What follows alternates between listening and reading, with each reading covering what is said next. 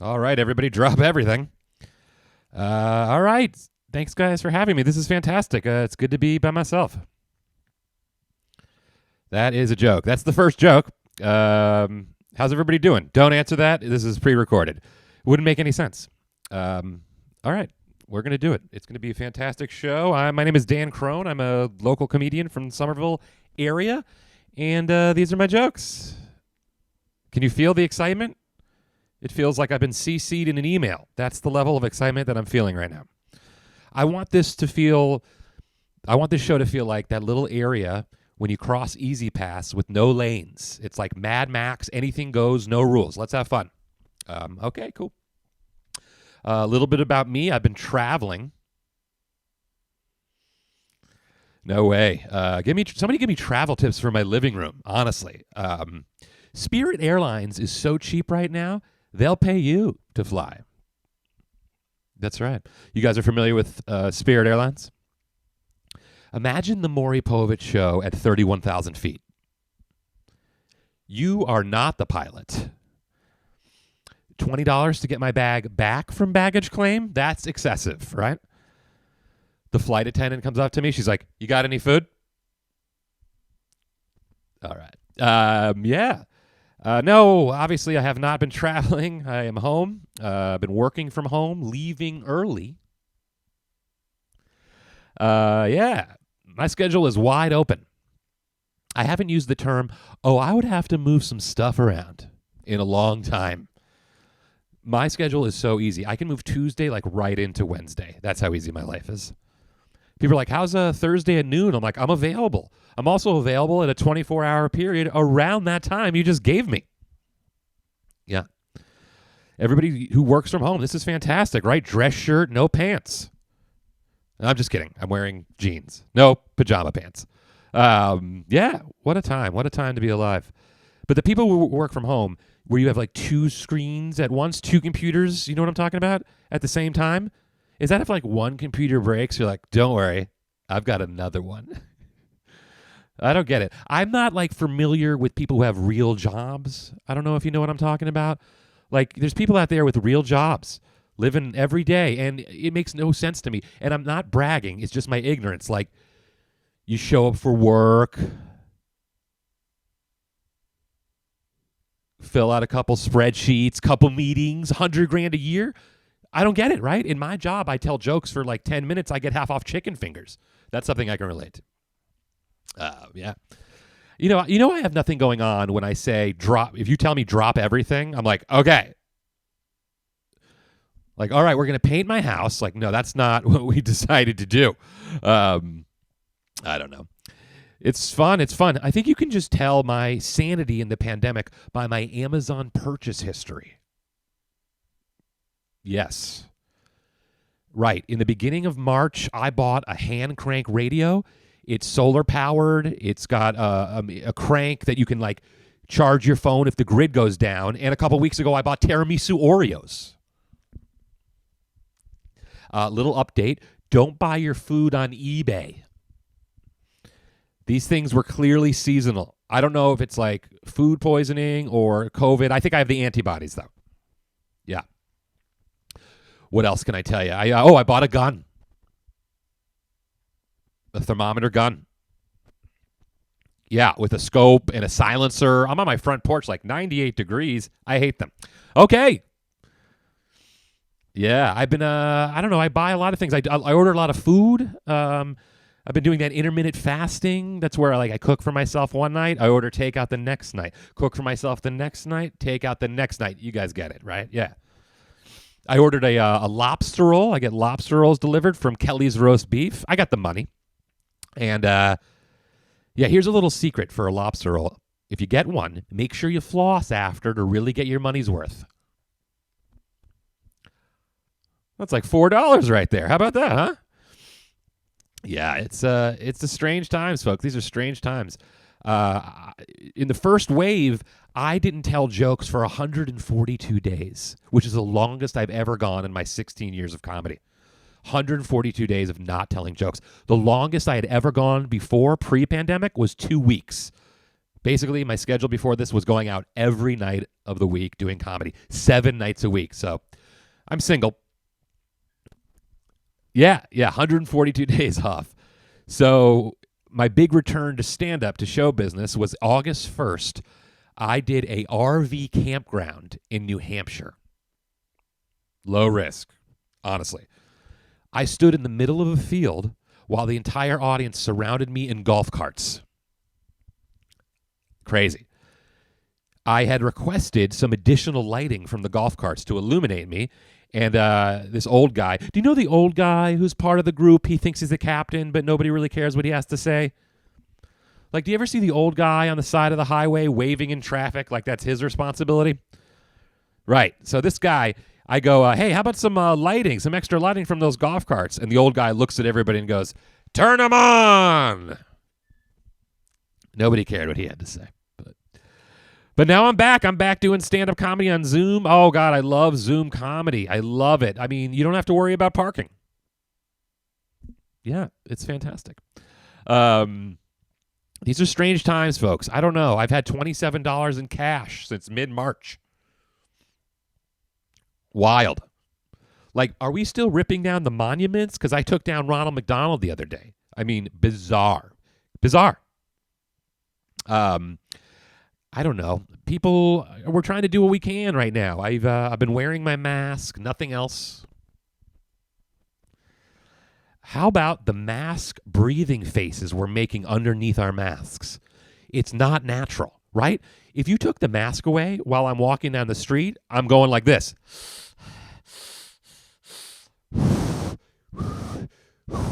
Like, it is craziness, right? I don't know if you guys heard about what Fauci said about the eyes. Did anybody hear about this? Fauci with the eyes. He said the eyes are the windows to the soul. That's not what he said. But okay, we're good. This is fun. I love telling jokes in my childhood bedroom. I'm just kidding. This is my office. It just looks like a 14-year-old lives here. Okay, fun stuff. Yeah. This is the new normal, people. I hope the new normal is me with several girlfriends. Dating in the pandemic, it's impossible. Like, I'm on the dating apps. I don't know. It's a mess, right? I was looking at OkCupid. It says has kids / doesn't want kids. Do your kids know about that? Bizarre, right? Is dating even the pandemic even possible? Hey, you want to go nowhere? Oh my God, it's crazy, right? I mean, I'm matching with women and I'm like, hey, I think we already ghosted each other in the beginning of the pandemic. Like, we're running out of people here, okay? Yeah, it's a mess. I'm a Jewish fella. I'm not a practicing Jew. I'm not an observant Jew, but I matched with a conservative Jew on an app, and she was asking me the tough questions. She was like, well, when was the last time you went to temple? And I was like, I don't know, maybe 12 times in 16 years, but they were all paid gigs. She wanted to know how I was celebrating Shabbat Friday night. You're not supposed to work. She goes, so what are you doing? And I go, oh, I'm doing a Zoom comedy show. And she was like, oh, so you're working? And I was like, well, nobody's paying me. But I don't know. It's tough. Oh, by the way, ghosting. I don't know if there's older people here. If you don't know the term ghosting. Basically, I'm not going to explain it, actually. What was ghosting in medieval times? It was when your carrier pigeon didn't come back.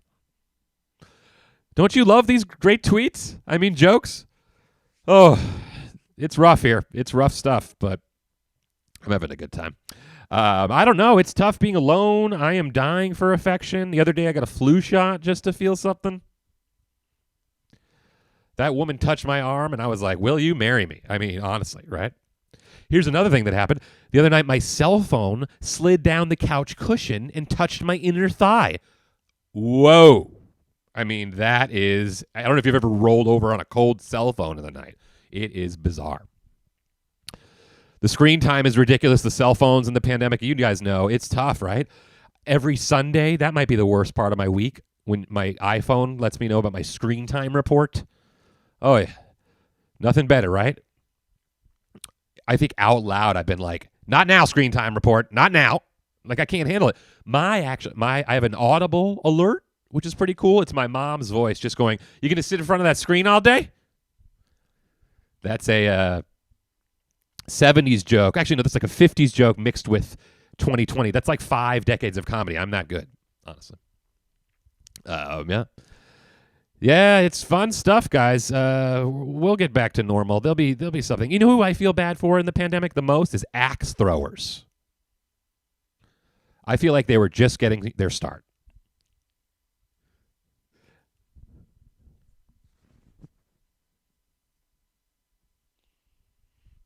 This is the gap that you can cut.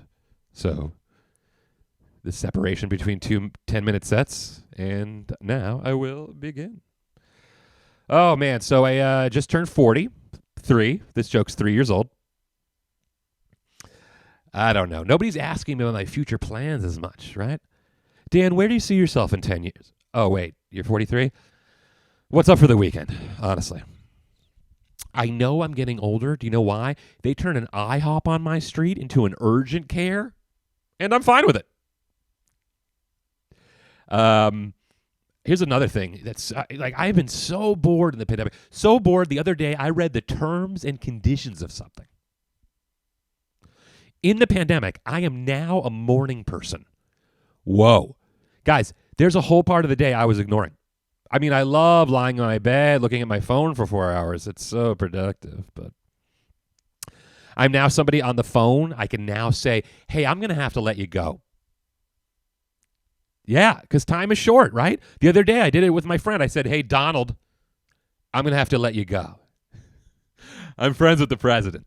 I'm actually not, but he told me a little cool thing about COVID is a cure for it is sword swallowing. You know, stab it out. All right, I'm not going to get political on here. I'm not that smart for it. Cool. Oh, this is so fun. I have been meditating. I'm a big meditator. That doesn't make any sense, but I'm not going to redo this. Yes, transcendental meditation. I've been practicing it for 6 years. Changed my life. I can now look at a sunset and just forget about all the people that I've wronged. I got my therapist into meditation. I do online therapy. Hey, should I drop my therapist if I've been talking to her on Zoom and I can see she's looking down at her phone?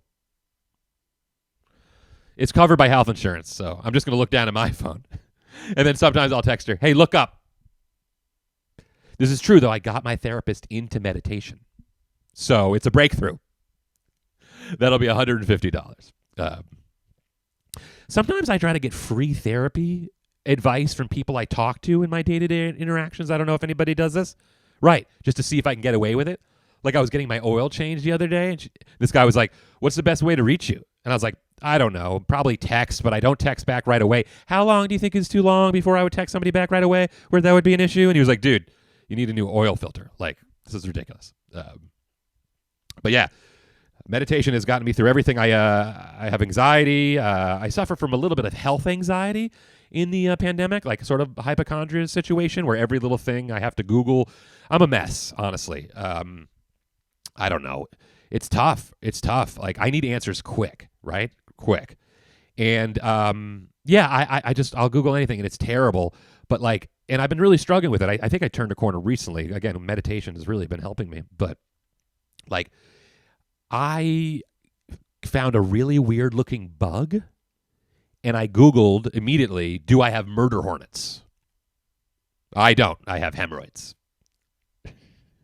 All right. Yeah, I don't know. It's weird. Like, I think I've had everything that's in the New England medical journals, and I've read that, by the way.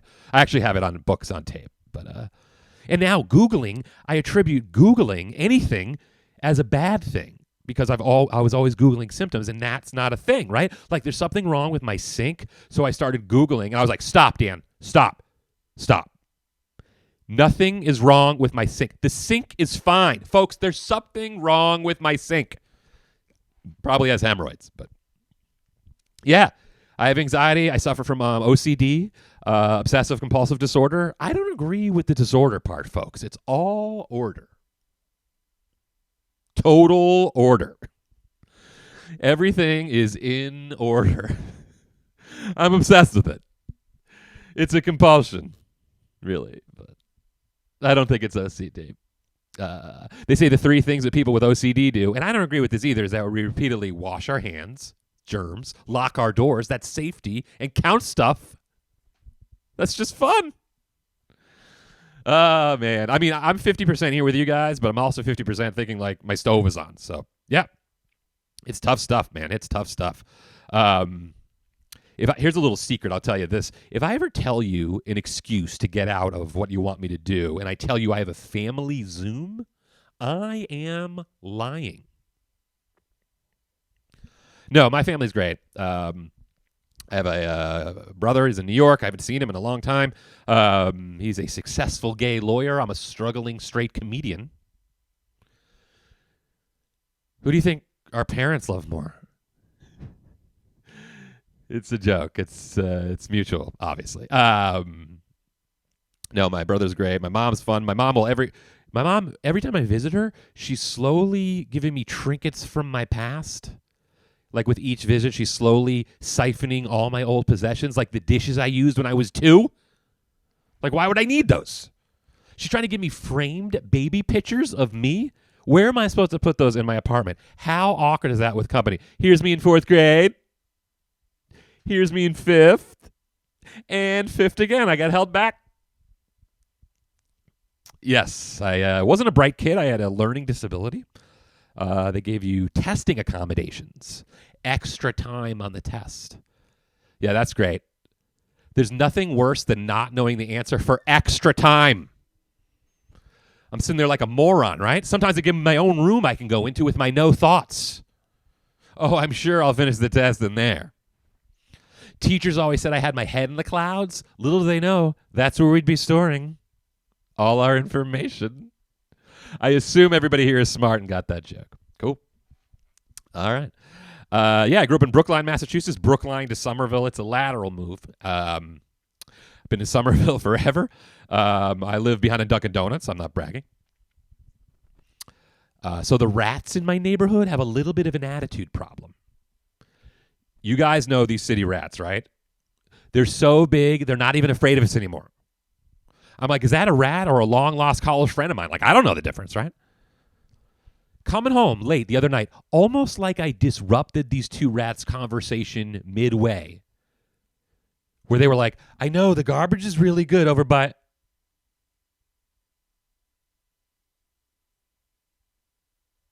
Anyway, the garbage is really good over... Like, that's not how it works. You're supposed to flee. But I'm a local guy. I assume we're local people watching, right? Here's the thing about New England that's really great.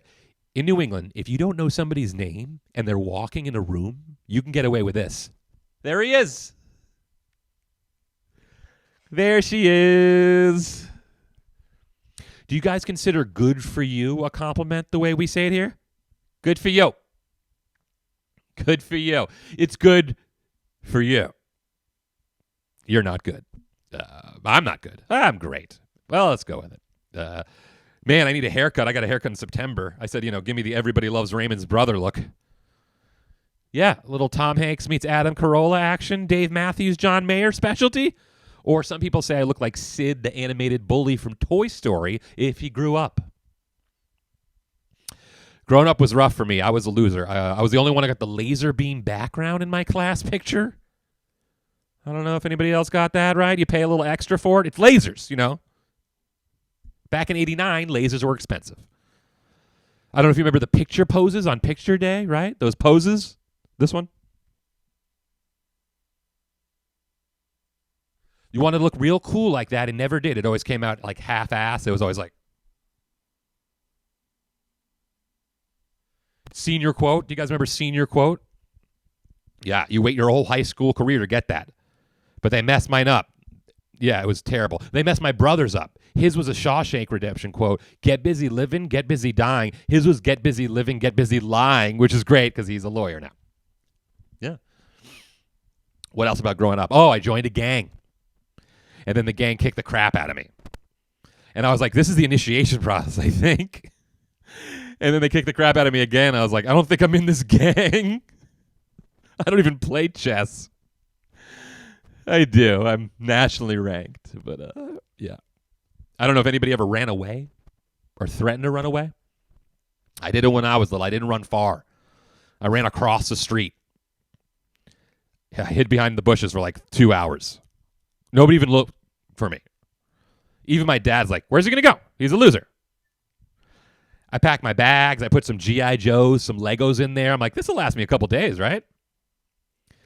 Again, nobody looked for me. But those were the days. Those were the days. Man, I miss the old days, right? I just wish we can get back to I don't know, I love thinking about, I miss Splinters. Do you guys remember Splinters? Do you remember your mom would have to get it out of you immediately or it would become you? You get it from playing on decaying playground equipment. It's all plastic, not in my day. Tree bark, cold steel, folks. That wobbly bridge that if you ran too fast, one leg would go down, you knee yourself in the face. And that balance beam to take you to the slide, it wasn't a slide, it was a piece of sheet metal at a 45-degree angle. It made the sound of thunder when you went down it. God forbid you go down in the summer. It was like a frying pan. You'd have to wear jeans in the summer just to go down the slide. The slide went directly into the ground. That nice little area of sand for you to slide into for your comfort. Nope. There was always an exposed root of a nearby tree that would brace your fall. And that's where you get the splinter. Folks, that is Griggs Park in Brookline. I am Dan Crone. Thank you guys so much for having me. What a great cause. I'm happy to be a part of it. Please, at the end of the pandemic, all I ask is that everybody returns to seeing live stand-up comedy. And we support that once again. So thank you guys so much. I appreciate it.